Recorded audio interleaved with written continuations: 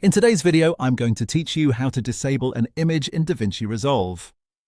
This is a very useful editing technique to know, especially when you want to temporarily hide an image from your timeline without actually deleting it. Disabling a clip lets you turn it off for the moment, which can be helpful when you're testing different versions of an edit, comparing how your timeline looks with or without a graphic, or simply cleaning up a section of your project while you work.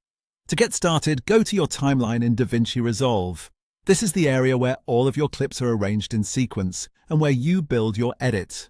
Once you're there, find the image that you want to disable. Make sure you click directly on that image clip in the timeline so DaVinci Resolve knows exactly which item you're trying to modify.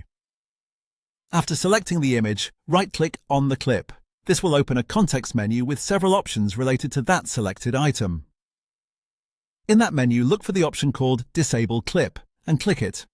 As soon as you do that, the image will be disabled.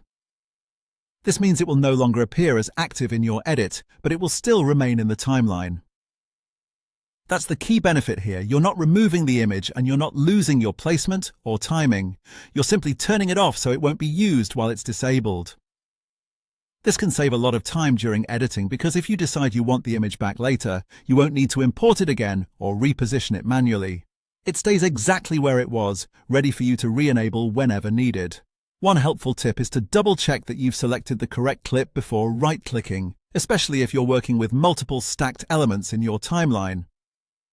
That way you avoid disabling the wrong item by mistake, and that's all there is to it.